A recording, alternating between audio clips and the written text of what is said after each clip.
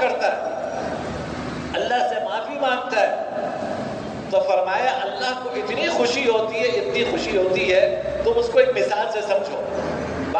حضور نے فرمایا کہ ایک شخص جنگل و بیابان میں ہے، ایک اونٹ پہ سفر کر رہا ہے، آرام کے لیے صحرا میں کہیں رکا، ایک درخت کے نیچے لیٹا، جب آنکھ کھلی دیکھا کہ اس کا اونٹ اور اس کے اوپر جو سامان ہے، اونٹ سامان سمیت غائب۔ اب صحرا، نہ پانی، نہ کھانا، نہ سواری، تلاش کیا، کچھ نہیں ملا۔ دوبارہ مایوس ہو کر اس درخت کے نیچے آیا کہ اب موت کا انتظار ہے، بس اور کچھ نہیں۔ فرمایا کہ وہ لیٹا، آنکھ بند ہوئی، دوبارہ آنکھ کھلی تو دیکھا کہ اونٹ سامان سمیت موجود ہے۔